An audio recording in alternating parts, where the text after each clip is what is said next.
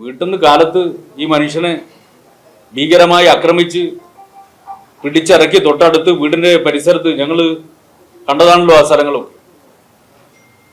കുറ്റിക്കാട്ടിൽ കൊണ്ടുപോയി അവിടെ വെച്ചും ഭീകരമായി വെട്ടി, എന്നിട്ട് മരിച്ചു എന്ന് കരുതി ഉപേക്ഷിച്ചതാണ്. ഈ വിവരമറിഞ്ഞ് മോഹനെ ആശുപത്രിയിൽ എത്തിക്കാൻ വേണ്ടിയിട്ട് ആളുകൾ വരുന്ന സമയത്ത് അവരെയും തടഞ്ഞു, അവരെയും ആക്രമിച്ചു. സ്കൂളിൽ പഠിക്കുന്ന കുട്ടി അച്ഛനെ ആക്രമിക്കുന്ന കണ്ടപ്പോൾ തടയാൻ വേണ്ടി ചെന്നു. കുട്ടിക്ക് അത്രേ കഴിയൂ. ആ കുഞ്ഞിനെയും ഇരുമ്പ് കണ്ടുകൊണ്ട് അടിച്ചു. അതായിരുന്നില്ല അന്നത്തെ സംഭവം. മോഹൻ എന്ത് കുറ്റം ചെയ്തിട്ട? എത്ര ഭീകരമായ പരിക്കാണ് മോഹനെ ഏൽപ്പിച്ചത്? 13 ഭീകരമായ മാരകമായ പരിക്കാണ് മോഹന്റെ ശരീരത്തിലേറ്റിരുന്നത്. അതില് 4 പരിക്ക് തലക്കായിരുന്നു. തലയോട്ടി കുത്തി പിളർന്ന് 4 സ്ഥലത്ത് ഭീകരമായ പരിക്ക്. ഒരു ശരീരത്തിന്റെ തലയുടെ ഒരു ഭാഗത്ത് തലയോട്ടിയില്ല, തകർന്നുപോയി. തലച്ചോറ് പുറത്തു വന്നു. എന്നിട്ടാണ് അടിയന്തര ശസ്ത്രക്രിയ നടത്തിയത്. അതും മണിക്കൂറുകൾക്ക് ശേഷം. മോഹനെ ആശുപത്രിയിൽ എത്തിക്കാൻ വേണ്ടി അനുവദിച്ചില്ല. എന്നിട്ട് അവസാനം മറ്റു ചില വഴിയിലൂടെ 2 മണിക്കൂറുകൾ അവിടെ തിരഞ്ഞ് 2 മണിക്കൂറോളം കഴിഞ്ഞ് ആളെ കണ്ടുപിടിച്ച് എന്നിട്ട് ചുമന്നെടുത്തിട്ടാണ് ആശുപത്രിയിൽ എത്തിച്ചത്. കഴിഞ്ഞ 13 വർഷക്കാലമായിട്ട് മരണത്തോട് മല്ലിട്ട് ജീവിക്കുകയായിരുന്നു മോഹനൻ. അദ്ദേഹത്തിന്റെ ഓർമ്മ വീണ്ടും കിട്ടിയിട്ടില്ല. കടന്നലല്ല ആര് വന്ന് കുത്തിയാലും മോഹനൊന്നും അറിയില്ല. അതായിരുന്നു അവസ്ഥ 13 വർഷക്കാലം തുടർച്ചയായി. ഇടക്ക് മാത്രമാണ് തന്റെ മക്കളെ തിരിച്ചറിയുക. സംസാരശേഷി പോയി, നടക്കാൻ കഴിയാത്ത സ്ഥിതി, ബെഡ് റിഡനായി കിടക്കുകയാണ് 13 വർഷം. അതാ മോഹനൻ. ആ മോഹനെ കുറിച്ചാണ് ഇങ്ങനൊരു അധിക്ഷേപം നടത്തിയിട്ടുള്ളത് എന്നുള്ളത് അങ്ങേയറ്റം ദൗർഭാഗ്യകരമായിട്ടുള്ള കാര്യമാണ് എന്ന് പറയാൻ ഞാൻ ആഗ്രഹിക്കുകയാണ്. മോഹനന്റെ രക്തസാക്ഷിത്വത്തെ കുറിച്ച് കഴിഞ്ഞ ദിവസം പാർട്ടിയുടെ സംസ്ഥാന സെക്രട്ടറി സഖാവ് MV ഗോവിന്ദൻ മാസ്റ്റർ പറഞ്ഞതുമായി ബന്ധപ്പെട്ട്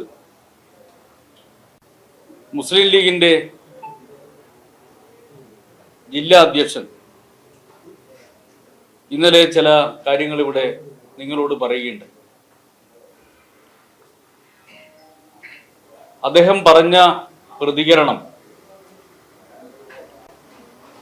മോഹന് കടന്നൽ കുത്ത് ഏറ്റിരുന്നുവെന്നും അതിന്റെ മേലെ പരിയാരം മെഡിക്കൽ കോളേജിൽ ചികിത്സ തേടിയിരുന്നു എന്നുമാണ് അദ്ദേഹം പറഞ്ഞത്. കൊന്നിട്ടും അധിക്ഷേപിക്കരുത്. മിതമായ ഭാഷയിൽ ഞാൻ അദ്ദേഹത്തോട് അത്രയേ പറയുന്നു. അങ്ങേയറ്റം ദൗർഭാഗ്യകരമായിട്ടുള്ള പ്രസ്താവനയാണ് അദ്ദേഹത്തെ പോലുള്ള ഒരു രാഷ്ട്രീയ നേതാവിൽ നിന്നും ഉണ്ടായിട്ടുണ്ട്. അത്തരമൊരു പ്രസ്താവന ഒരു പാർട്ടിയുടെ ജില്ലാ അധ്യക്ഷ പദവിയിൽ ഇരിക്കുന്ന ഒരു മനുഷ്യൻ നടത്താൻ വേണ്ടി പാടില്ലാത്തതായി. പരിക്കേറ്റ മോഹനൻ പല കാര്യങ്ങൾക്കും ചികിത്സ തേടിയിട്ടുണ്ടാവും. പരിയാരം മെഡിക്കൽ കോളേജിൽ ചികിത്സ തേടിയെന്നാണ് പറയുന്നത്. അദ്ദേഹം മരണപ്പെട്ടത് AKG ആശുപത്രിയിൽ വെച്ചാണ്. എന്താണ് യഥാർത്ഥത്തിൽ ഉണ്ടായിട്ടുള്ള സംഭവം? ഇപ്പൊ കഴിഞ്ഞ ദിവസം മുസ്ലിം ലീഗിന്റെ ജില്ലാ പ്രസിഡന്റ് പറഞ്ഞത് 2-3 കാര്യങ്ങളാണ്. 13 വർഷങ്ങൾക്ക് മുമ്പുണ്ടായിട്ടുള്ള സംഭവത്തിൽ അതിന്റെ പേരിൽ മുസ്ലിം ലീഗിനെ പഴിചാരുകയാണ്. പിന്നെ ആരെയാണ് പഴിചാരേണ്ടത്? എന്തായിരുന്നു അന്നുണ്ടായിരുന്ന സംഭവം? അരിയിൽ മേഖലയിൽ മുസ്ലിം ലീഗ് അല്ലാതെ മറ്റേതെങ്കിലും ഒരു രാഷ്ട്രീയ കക്ഷിക്ക് പ്രവർത്തന അനുമതി നൽകാതിരുന്ന ഒരു ഘട്ടമുണ്ടായിരുന്നു. അവിടെയുള്ള സംഘർഷങ്ങളുടെ തുടക്കം എന്തായിരുന്നു? CPM-ന്റെ നിയന്ത്രണത്തിലുള്ള വായനശാല തകർത്തു, അതിന് പച്ച പെയിന്റ് അടിച്ചു. അതിനുശേഷം തുടർച്ചയായിട്ടുള്ള അക്രമങ്ങൾ ഉണ്ടായി. ആ അക്രമത്തിന്റെ ഘട്ടത്തില് ഈ സംഭവങ്ങൾ അറിഞ്ഞപ്പോ അവിടെ സന്ദർശിക്കാൻ വേണ്ടി പോയതാണല്ലോ സഖാവ് P. ജയരാജനും അതോടൊപ്പം അന്നത്തെ കല്യാശ്ശേരി MLA ആയിരുന്ന സഖാവ് TV രാജേഷ്. അവരെയും വെറുതെ വിട്ടില്ലല്ലോ. അവരാരും ആക്രമിക്കാൻ വേണ്ടി പോയവരല്ലല്ലോ. പാർട്ടിയുടെ ഉന്നതരായിട്ടുള്ള നേതാക്കളെ പോലും ആക്രമിക്കുന്ന വിധത്തിലേക്ക് അരിയിൽ മേഖലയിലെ മുസ്ലിം ലീഗ് മാറുകയല്ലേ ചെയ്തത്. ജില്ലയിൽ എല്ലായിടത്തും മുസ്ലിം ലീഗ് അങ്ങനെ ഒരു സമീപനം സ്വീകരിക്കില്ല. പക്ഷെ അരിയിൽ മേഖലയിൽ അത്തരമൊരു സമീപനമാണ് സ്വീകരിച്ചിരുന്നത്. ഇതൊക്കെയല്ലേ സംഘർഷത്തിന്റെ അടിസ്ഥാനം. ഇപ്പൊ അദ്ദേഹം പറഞ്ഞതെന്താ? അവിടെ ഉണ്ടായിട്ടുള്ള സംഘർഷത്തെ തുടർന്ന് സ്വാഭാവികമായുണ്ടായ പ്രതികരണത്തിലാണ് മോഹന് പരിക്ക് പറ്റിയത്. നിങ്ങൾ കേട്ടിട്ടുണ്ടാവും അദ്ദേഹത്തിന്റെ പത്രസമ്മേളനം. സ്വാഭാവികമായുണ്ടായ പ്രതികരണം. ഇപ്പൊ മോഹനെ വെട്ടി നുറുക്കിയത് സ്വാഭാവികമായി ഉണ്ടായ പ്രതികരണമെന്ന കണ്ടുപിടുത്തമാണ് മുസ്ലിം ലീഗിന്റെ ജില്ലാ അധ്യക്ഷൻ നടത്തിയിട്ടുള്ളത്. എന്തായിരുന്നു ആ സംഭവം? 2012 ഫെബ്രുവരി 21 കാലത്ത് 8:30 വീട്ടിലുണ്ടായിരുന്ന മോഹനൻ, ഓരോ മനുഷ്യരും ചിന്തിക്കുക തൻ്റെ ഏറ്റവും സുരക്ഷിത കേന്ദ്രം വീടാണ് എന്നാണല്ലോ. അവിടെ സംഘർഷം നടക്കുന്ന ഘട്ടമായിരുന്നല്ലോ.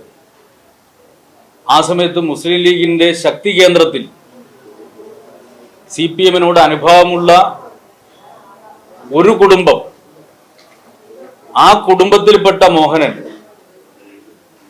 എന്തുകൊണ്ടാണ് ആ വീട്ടിൽ തന്നെ നിന്നത്? മോഹനൻ ചിന്തിച്ചു, എന്നെ ആക്രമിക്കേണ്ട കാര്യമില്ല. ഈ സംഘർഷത്തിന്റെ ഭാഗമായിട്ട് ഞാൻ ഒരു വിധത്തിലും ആക്രമിക്കപ്പെടേണ്ട ഒരാളല്ല. അവിടെ നാട്ടുകാർക്ക് മുഴുവൻ അറിയുന്ന ആളാണ് മോഹനൻ. കാർപ്പന്റർ ജോലി ചെയ്യുന്ന ആളാണ് മോഹനൻ. ഇവരുടെ എല്ലാം വീടുകളിൽ ജോലി ചെയ്തിട്ടുള്ള ആളാണ് മോഹനൻ. പാർട്ടിയുടെ ഒരു അനുഭാവി എന്നതിനപ്പുറം എന്തെങ്കിലും ഒരു പാർട്ടി പ്രവർത്തനത്തിന് പോലും ആ നിലയിൽ പങ്കെടുക്കുന്ന ഒരാളായിരുന്നില്ല മോഹനൻ. ഒരു സാധാരണ പാർട്ടിയുടെ അനുഭാവി. സംഘർഷത്തിന്റെ പശ്ചാത്തലത്തിൽ അതിന്റെ പേര് പറഞ്ഞ് തന്നെ ആക്രമിക്കുമെന്ന് മോഹനൻ കരുതുന്നേയില്ല. അതുകൊണ്ടാണ് ആ വീട്ടിലുണ്ടായിരുന്ന മോഹനൻ. സ്വാഭാവികമായ സംഘർഷം എന്ന് പറയുമ്പോൾ ബഹുമാനപ്പെട്ട മുസ്ലിം ലീഗിന്റെ ജില്ലാ അധ്യക്ഷൻ പറയുക, മോഹനൻ ഏതെങ്കിലും സംഘർഷത്തിൽ പെട്ട ഒരാളാണോ? ആർക്കെങ്കിലും എതിരായിട്ട് ശബ്ദമുയർത്തി സംസാരിച്ചിരുന്ന ഒരു മനുഷ്യനായിരുന്നോ? ആരെങ്കിലും ഉപദ്രവിക്കാൻ വേണ്ടി പോയ ഒരു മനുഷ്യനായിരുന്നോ? വീട്ടിൽ നിന്ന് കാലത്ത് ഈ മനുഷ്യനെ ഭീകരമായി ആക്രമിച്ച് പിടിച്ചിറക്കി തൊട്ടടുത്ത് വീടിന്റെ പരിസരത്ത് ഞങ്ങൾ കണ്ടതാണല്ലോ ആ സ്ഥലങ്ങളും. കുറ്റിക്കാട്ടിൽ കൊണ്ടുപോയി അവിടെ വെച്ചും ഭീകരമായി വെട്ടി, എന്നിട്ട് മരിച്ചു എന്ന് കരുതി ഉപേക്ഷിച്ചതാണ്. ഈ വിവരമറിഞ്ഞ് മോഹനെ ആശുപത്രിയിൽ എത്തിക്കാൻ വേണ്ടിയിട്ട് ആളുകൾ വരുന്ന സമയത്ത് അവരെയും തടഞ്ഞു, അവരെയും ആക്രമിച്ചു. സ്കൂളിൽ പഠിക്കുന്ന കുട്ടി അച്ഛനെ ആക്രമിക്കുന്ന കണ്ടപ്പോൾ തടയാൻ വേണ്ടി ചെന്നു. കുട്ടിക്ക് അത്രേ കഴിയൂ. ആ കുഞ്ഞിനെയും ഇരുമ്പ് കണ്ടുകൊണ്ട് അടിച്ചു. അതായിരുന്നില്ല അന്നത്തെ സംഭവം. മോഹൻ എന്ത് കുറ്റം ചെയ്തിട്ട? എത്ര ഭീകരമായ പരിക്കാണ് മോഹനെ ഏൽപ്പിച്ചത്. എന്നിട്ടാണ് ഇവിടെ മുസ്ലിം ലീഗിന്റെ ജില്ലാ പ്രസിഡന്റ് പറയുന്നത് സ്വാഭാവികമായ പ്രതികരണം. സംഘർഷത്തിലുണ്ടായിട്ടുള്ള പരിക്ക്. എന്ത് സംഘർഷ? വീട്ടിലിരിക്കുന്ന മുസ്ലിം ലീഗിന്റെ പ്രവർത്തകര് മാത്രമുള്ള ഒരു കേന്ദ്രത്തിൽ ഒരു വീട്ടിൽ ഒറ്റപ്പെട്ട് ഒരു CPM-ന്റെ അനുഭാവിയുള്ള ഒരു വീട്, ആ വീട്ടില് കയറി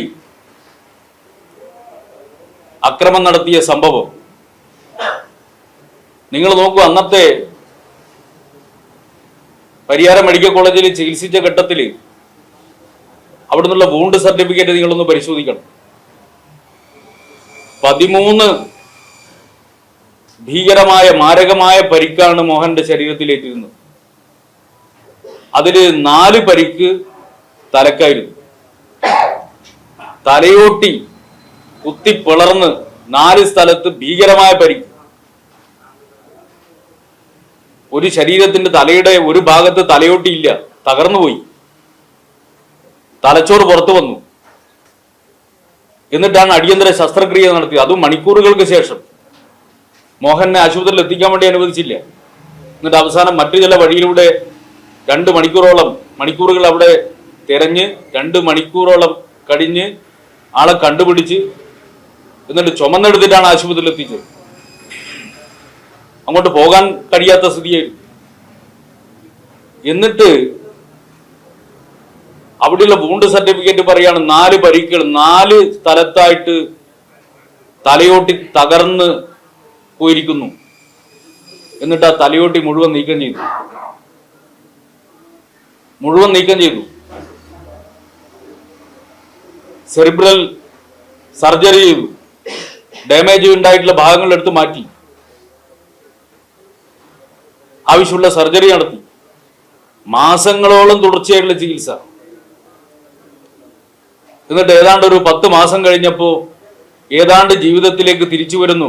തലയിൽ മാത്രമല്ല, മേലാസകലമുണ്ട് ഇങ്ങനെ പരിക്കും. ജീവിതത്തിലേക്ക് തിരിച്ചു വരുന്ന ഘട്ടത്തില് തലയുടെ ഒരു ഭാഗം വലിയ കുഴിയാണ് മോഹന്റെ. അതായിരുന്നു സ്ഥിതി. എന്നിട്ടാണ് അടുത്ത സർജറി. അങ്ങനെയാണ് കൃത്രിമ തലയോട്ടി, ടൈറ്റാനിയം മെഷ് തലച്ചോറിന് മീതെ വെച്ച് പിടിപ്പിക്കുന്നത് സർജറി ചെയ്തിട്ട്. അതിന്റെ ഭാഗമായിട്ടുള്ള കോംപ്ലിക്കേഷൻ, തുടർച്ചയായിട്ടുള്ള ചികിത്സ. കഴിഞ്ഞ 13 വർഷമായിട്ട് തുടർച്ചയായിട്ടുള്ള ചികിത്സ നടത്തിക്കൊണ്ടിരിക്കുകയായിരുന്നു മോഹനൻ. എന്താ മോഹന്റെ തലയോട് പിളർന്നത്? കടന്നലൂത്തിറ്റ. മോഹനന്റെ തലയോട്ടി കടന്നലാണോ അടിച്ചു പൊട്ടിച്ചത്? ഇങ്ങനെ അധിക്ഷേപിക്കാൻ വേണ്ടി പാടില്ല. കഴിഞ്ഞ 13 വർഷക്കാലമായിട്ട് മരണത്തോട് മല്ലിട്ട് ജീവിക്കുകയായിരുന്നു മോഹനൻ. അദ്ദേഹത്തിന്റെ ഓർമ്മ വീണ്ടും കിട്ടിയിട്ടില്ല. കടന്നലല്ല, ആര് വന്ന് കുത്തിയാലും മോഹനൊന്നും അറിയില്ല. അതായിരുന്നു അവസ്ഥ 13 വർഷക്കാലം തുടർച്ചയായി. ഇടക്ക് മാത്രമാണ് തന്റെ മക്കളെ തിരിച്ചറിയുക. സംസാരശേഷി പോയി, നടക്കാൻ കഴിയാത്ത സ്ഥിതി, ബെഡ് റിഡനായി കിടക്കുകയാണ് 13 വർഷം. അതാ മോഹനൻ. ആ മോഹനെ കുറിച്ചാണ് ഇങ്ങനൊരു അധിക്ഷേപം നടത്തിയിട്ടുള്ളത് എന്നുള്ളത് അങ്ങേയറ്റം ദൗർഭാഗ്യകരമായിട്ടുള്ള കാര്യമാണ് എന്ന് പറയാൻ ഞാൻ ആഗ്രഹിക്കുകയാണ്. മുസ്ലിം ലീഗിന്റെ ജില്ലാ അധ്യക്ഷൻ അല്പമെങ്കിലും മാനവികത മനസ്സിൽ കൊണ്ടു നടക്കുന്നുണ്ട് എങ്കിൽ അദ്ദേഹം നടത്തിയ ആ പ്രസ്താവന പിൻവലിക്കാൻ വേണ്ടി തയ്യാറാവണം. അദ്ദേഹം പറയുന്നത് 13 വർഷം മുമ്പുള്ള ഒരു കാര്യം സംബന്ധിച്ച് ഇപ്പൊ പറഞ്ഞിട്ട് സംഘർഷം ഉണ്ടാക്കാൻ വേണ്ടിയിട്ടാണ് അത് സഹായകരാവുക. ഞങ്ങൾ ആരോടും എല്ലാരോടും പറയാണ്, ഒരു സംഘർഷം ഉണ്ടാകാൻ പാടില്ല. 13 വർഷം മുമ്പുണ്ടായിട്ടുള്ള സംഭവം നാടറിയണ്ടേ? നിങ്ങൾ ചെയ്തതല്ലേ? അതിന്റെ പൂർണ്ണ ഉത്തരവാദിത്വം മുസ്ലിം ലീഗിനല്ലേ? ആ മുസ്ലിം ലീഗിന്റെ ഈ ഉത്തരവാദിത്വം നിന്ന് അവർക്ക് പിന്മാറാൻ വേണ്ടി, ഒഴിഞ്ഞു മാറാൻ വേണ്ടി കഴിയുന്നതാണോ?